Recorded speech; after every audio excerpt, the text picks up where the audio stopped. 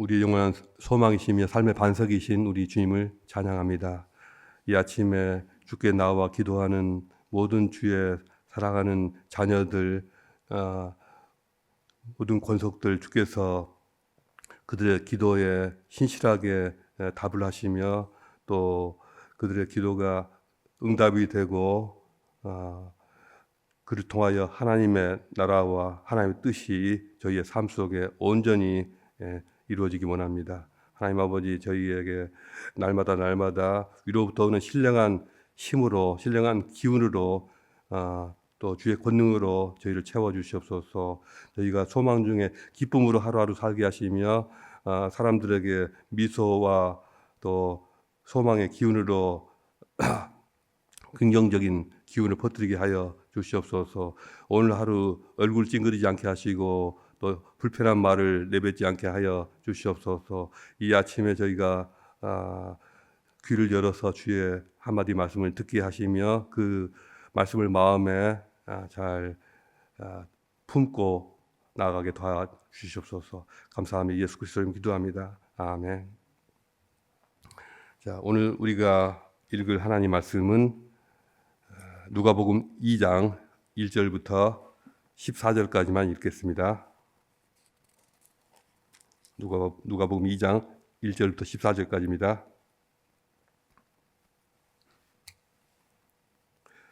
그때 가이사 아구스토가 영을 내려 천하로 다 호적하라 하였으니 이 호적은 구레노가 수리아 총독이 되었을 때 처음 한 것이라. 모든 사람이 호적하러 각각 고향으로 돌아가매 요셉도 다윗의 집 족속이므로 갈릴리 나사렛 동네에서 유대를 향하여 베들레헴이라 하는 다윗의 동네로 그 약혼한 마리아와 함께 호적하러 올라가니 마리아가 이미 잉태하였더라. 거기 있을 그때에 해산할 날이 차서 처자들을 낳아 강보에 싸서 구유에 누웠으니 이는 여관에 있을 곳이 없음이러라. 그 지역의 목자들이 밤에 밖에서 자기 양떼를 지키더니 주의 사자가 곁에 서고 주의 영광이 그들을 두루 비추매 크게 무서워하는지라. 천사가 이르되 무서워하지 말라. 보라, 내가 온 백성에게 미칠 큰 기쁨의 좋은 소식을 너희에게 전하노라. 오늘 다윗의 동네에 너희를 위하여 구주가 나셨으니 곧 그리스도 주시니라. 너희가 가서 강보에 쌓여 구유에 누워 있는 아기를 보리니 이것이 너희에게 표적이니라 하더니 호련히 수많은 천군들이 그 천사와 함께 하나님을 찬송하여 이르되 지극히 높은 곳에서는 하나님께 영광이요 땅에서는 하나님이 기뻐하시는 사람들 중에 평화로다 하니라. 아멘. 오늘 나눌 말씀의 제목은 이 땅에 임한 큰 영광의 빛입니다. 과거의 인간의 역사는 땅의 이야기밖에 없었습니다. 누가 권력을 잡고 누가 싸움에서 죽임을 당하고 또 누가 어느 나라를 차지하게 되고 석권하였는가, 그리고 누가 또 세상에서 큰 존귀와 어떤 명성을 얻었는가, 이런 것들로 이 역사가 다 이루어졌습니다. 그러나 이제 전혀 다른 역사가 시작되었습니다. 바로 그 새로운 역사의 시작을 누가복음 2장에서 볼 수가 있습니다. 2000여 년 전 어느 날 베들레헴 들판에서 양을 치던 목자들에게 이 한밤중에 이 밤 공기가 차가웠을 것이고 여느 날처럼 오늘 밤에도 들짐승이 들지 않고 무사히 지나가기를 아마 바라고 있었을 것입니다. 아마 누군가는 졸고 있을 수도 있겠죠. 그런데 갑자기 하나님의 사자가 그들 앞에 나타난 것입니다. 구약에서 하나님은 종종 특별한 천사를 보내서 당신의 영광을 나타내셨습니다. 출애굽기 3장에서 모세가 불타는 떨기나무 앞에 섰을 때 그는 단순한 불길이 아니라 하나님의 사자를 보았고요, 그곳에서 하나님의 음성을 들었습니다. 사사기 6장에서는 기드온에게 나타났던 천사도 마찬가지였습니다. 그는 하나님의 권능을 지닌 존재로서 하나님의 구원을 예언했습니다. 그리고 바로 지금 베들레헴 들판에서 바로 그 주의 사자가 목자들에게 나타난 것입니다. 그와 함께 하늘로부터 내려온 큰 영광의 빛이 들판 위를 덮었습니다. 이 빛은 달빛도 아니었고 별빛도 아니었고 전혀 새로운 차원의 광채였는데 초월적인 빛이었고요. 태초에 빛이 있으라 하신 그 하나님의 그 빛이었고 또 시내산에서 모세의 얼굴을 감쌌던 그 하나님의 영광이었고 또 솔로몬 시대에 처음 성전을 봉헌했을 때 그 성전에 임재하였던 하나님의 거룩한 빛이었습니다. 출애굽기 24장에서 하나님의 영광이 호렙산 위에 임하였을 때 아래에서 그것을 바라보고 있었던 이스라엘 백성들은 큰 두려움에 사로잡혀서 산 아래에 엎드렸습니다. 또 그리고 열왕기상 8장에서는 솔로몬 성전에서 하나님의 영광이 충만했을 때 다른 제사장들은 감히 성소에 들어가지도 못했습니다. 지금 베들레헴의 목자들이 보고 있는 것이 바로 그 거룩하신 영광이 그들 앞에 나타난 것이었습니다. 목자들이 보고 듣고 있는 것은 하나님 나라의 큰 영광과 권능이 이 땅을 향해서 밀려오고 있는 장면입니다. 지금까지와는 전혀 다른 그런 하늘의 질서, 하늘의 영광, 또 하늘의 평화가 이 땅에 몰려들어오고 있습니다. 하늘의 질서는 이 땅의 질서와 다르고 또 하늘의 영광은 이 땅의 영광과 그 차원이 다릅니다. 이 땅에 새로운 역사가 시작되었습니다. 그것은 하나님의 아들이 이 땅에 오셨기 때문입니다. 이 사건은 단순히 과거에 베들레헴에서 이 목자들이 잠깐 체험했던 어떤 순간의 신비로운 체험에 불과한 것이 아닙니다. 이것은 우주적인 사건이면서 우리가 속한 이 땅의 본질을 바꾸는 사건입니다. 그분이 오심으로써 일어난 변화이고요. 어떤 변화가 시작됐을까요? 첫째로 이제 새로운 차원의 질서가 밀려들고 있습니다. 인간은 본래 이 땅의 질서에 묶인 존재였습니다. 이 땅을 지배하면서 그 질서를 부여하는 주체는 로마 제국인 것처럼 보였고 또 로마의 황제 가이사 아구스토였던 것처럼 보였습니다. 그의 한마디가 전 세계를 움직였습니다. 그가 명령을 내리면 모든 사람들이 호적등록을 위해서 고향으로 가야만 했습니다. 가이사의 이 통치와 질서 아래서 강한 자들은 더 힘을 얻어서 강해졌고 약한 자들은 더욱 가난해졌습니다. 세상은 그렇게 유지가 되었습니다. 세상의 질서는 옛날이나 지금이나 별로 달라진 것이 없습니다. 그 본질에 있어서는 똑같습니다. 세상에서는 돈이 많으면 성공한 것이고 또 힘이 있으면 사람들이 다 고개를 그 앞에서 숙이고 또 권력을 가지면 모든 것을 다 가질 수 있다고 믿습니다. 이런 것이 하나도 없으면 그 사람은 그야말로 루저이고 또 이 땅에 태어나서 살아갈 그런 가치가 없는 존재라고 그렇게 역임을 받습니다. 타인의 인정과 또 세상의 기준에 따라서 거기에 따라서 스스로의 가치를 평가하고 또 세상이 정한 그 질서를 따르지 않으면 도태될 수밖에 없을 것이라고 사람들이 믿고 있습니다. 이것이 세상 질서이고 여기에 순응할 때만 평화가 옵니다. 그러나 예수님의 오심은 하늘의 질서가 이 땅에 도래했음을 의미합니다. 왕의 왕이 마구간에서 태어나셨습니다. 가장 낮은 자들에게 먼저 보이신 것입니다. 세상이 중요하다고 여겼던 모든 것들, 또 세상에서 가장 높다고 여겼던 그 사람들이 결국은 아무런 의미가 없다는 것이 선포되고 있습니다. 우리는 더 이상 이 세상의 권력과 이 세상의 재물과 세상의 성공이 우리의 중심 가치다 이렇게 생각할 필요가 없습니다.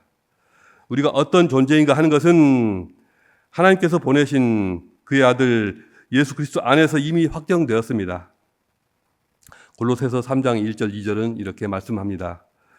그러므로 너희가 그리스도와 함께 다시 살리심을 받았으면 위의 것을 찾으라. 거기는 그리스도께서 하나님 우편에 앉으셨느니라. 위의 것을 생각하고 땅의 것을 생각하지 말라. 예수님이 오심으로써 이렇게 전혀 다른 질서가 이 땅에 들어왔습니다. 우리는 두 주인을 겸하여 섬길 수가 없습니다. 어느 쪽이 우리의 섬김과 경배의 대상이 되어야 하며 또 반대로 어느 쪽이 우리가 이용하고 통제해야 할 대상이 되는가, 그 두 가지가 절대로 섞여서는 안 되는 것입니다. 잠시라도 혼선이 있어서는 안 될 것입니다. 둘째로 하나님의 아들이 오심으로써 이 땅에 하늘의 평화가 임하였습니다. 하나님의 샬롬이 임하였습니다. 베들레헴의 목자들은 처음 이 하나님의 영광을 목격하는 순간에 엄청난 두려움에 사로잡힌 듯합니다. 심장은 요동치는데 간담이 바짝 쫄아서 또 몸이 얼어붙어서 숨을 쉬지 못하고 있는 것 같습니다. 이것은 하나님의 임재 앞에서 인간이 보이는 전형적인 반응입니다. 이사야가 하나님의 보좌를 보았을 때 화로다 나여 망하게 되었도다 하고 외쳤습니다. 사도 요한도 부활하신 예수 그리스도의 영광을 보았을 때 그의 발 아래 엎드려서 죽은 자같이 되었다고 말하고 있습니다. 지금 베들레헴의 목자들도 이와 비슷한 체험을 하고 있는 것입니다. 그런데 천사는 그들에게 말합니다. 무서워하지 말라. 오늘 다윗의 동네에 너희를 위하여 구주가 나셨으니 곧 그리스도 주시니라. 그와 동시에 호련히 수많은 천군과 천사가 함께 이 땅에 하나님의 샬롬이, 하나님의 평화가 임하였음을 노래합니다. 두려워 말라고 하는 이 천사의 메시지나 또 천군 천사가 샬롬을 찬송하는 것이나 모두 다 이 땅에 임하는 하나님의 평화, 하나님의 평화가 이 땅에 임하고 있다는 것을 말하고 있습니다. 누가복음은 가이사 아구스토와 이 아기 예수를 대비시키고 있습니다. 가이사 아구스토의 통치 이념이었던 팍스 로마나 로마의 평화와 또 하나님의 아들이 이 땅에 가져오시는 하나님의 평화, 하나님의 샬롬을 대비시키고 싶은 것입니다. 로마 제국은 강력한 군사력과 정치적 통제를 통해서 외부의 적을 물리치고 또 내부의 불순분자들을 진압하면서 팍스 로마나 로마의 평화를 유지시켰습니다. 이것은 로마의 군대의 힘으로 이 무력으로 유지되는 평화였습니다.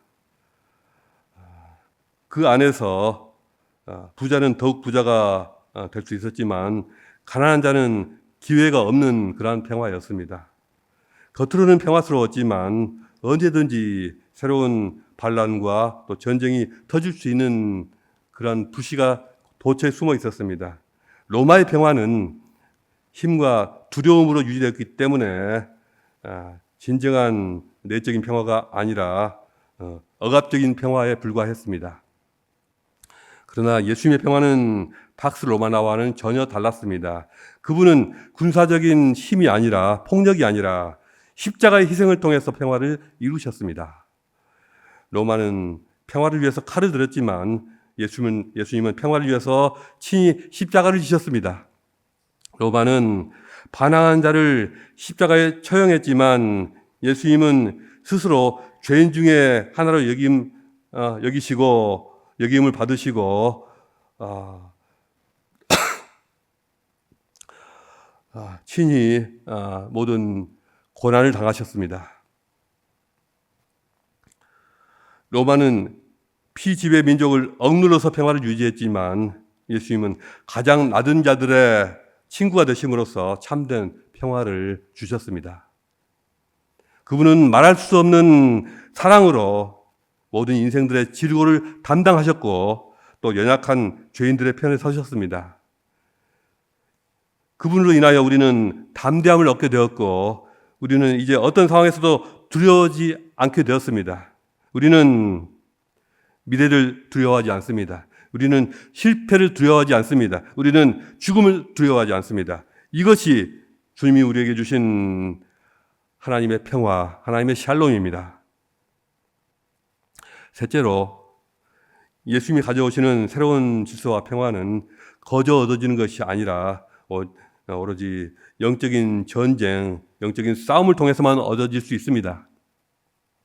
누가복음 2장에서 천군 천사들이 멸을 지어서 찬양하는 그 장면은 오해하기가 쉬운데요. 마치 아기 예수의 탄생을 축하합니다, 컨그레츄레이션 하는 것처럼 생각하기 쉬운데 그것이 아닙니다.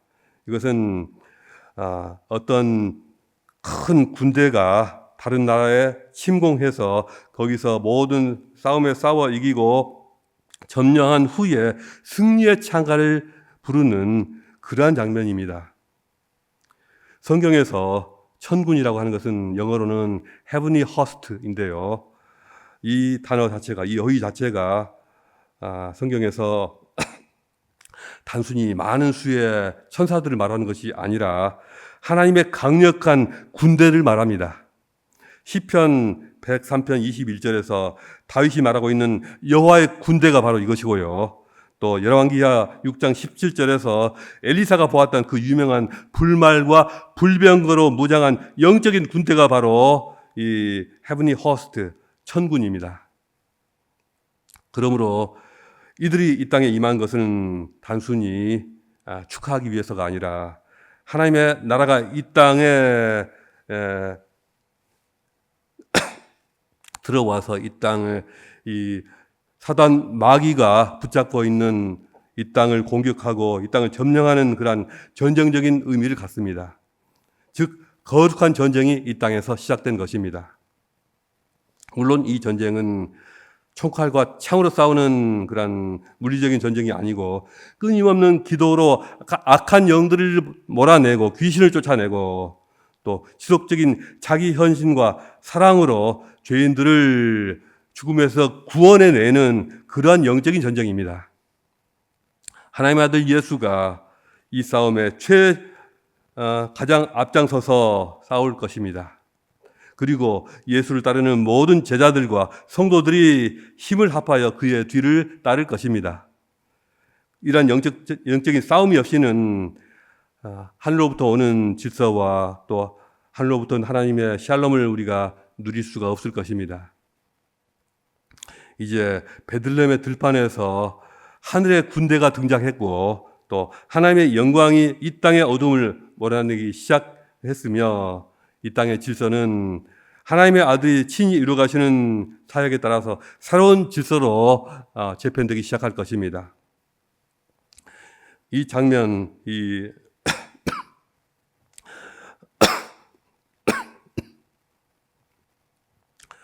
베들레헴 들판에서 이 장면은 단순히 무식한 몇 명의 목자들이 그 어느 날 밤에 겪은 잠깐의 신비한 체험이 아닙니다. 아마도 그들은 그날 이후로도 여전히 양을 돌보는 목자의 삶을 살았을 수도 있지만 이제 그들의 마음에는 새로운 소망과 뜨거운 열정으로 가득 차게 되었을 것입니다. 그들의 삶이 변화되었던 것을 시작으로 이제 수많은 사람들이 차례대로 눈을 떠서 이 땅에 오신 하나님의 아들 안에 있는 영광의 빛을 보게 될 것입니다. 그리고 그로 인하여 각자에게 부여된 영적 싸움과 고난까지도 기꺼이 감당하게 될 것입니다. 그들의 영혼은 이미 주님의 영광의 빛으로 가득했기 때문입니다.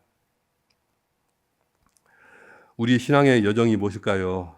우리 신앙의 여정도 결국에는 우리가 눈을 더욱 밝게 떠서 그리스도의 영광을 환히 볼 수 있게 되도록, 그리고 그로 인해서 우리에게 임하는 큰 평화를 누리게 되고 또 새로운 소망으로 충만하게 채워지기 위한 그러한 과정일 것입니다. 여러분의 마음에 만약에 작은 어둠이라도 있다면, 이만큼 어떤 그늘이라도 있다면, 만약 여러분의 삶 속에 아직도 부정적인 기운이나 생각들이 떠나지 않고 있다면, 여러분의 그런 생각에 갇혀 있지 마시고 하나님의 아들 예수께로 나아가시기 바랍니다. 그분을 만나시고 그분과 함께 하심으로 그분의 영광의 빛으로 충만해지기를 주님의 이름으로 축복합니다. 기도하겠습니다. 기도하실 때 우리가 언제 이런 주님의 큰 영광의 빛을 보았던가 그 시간을 기억하시고 또 우리가 주님의 영광의 빛을 사모하는 그 마음으로 주님의 평화를 간절히 열망하는 그 마음으로 주님의 이 영광의 빛이 이 땅의 모든 사람들에게 임하도록 또 전쟁의 공포 가운데 살고 있는 여러 나라들 가운데 또 정치적인 혼돈 가운데 살고 있는 대한민국 모든 사람들에게 임하도록 그들을 위해서 기도하시겠습니다.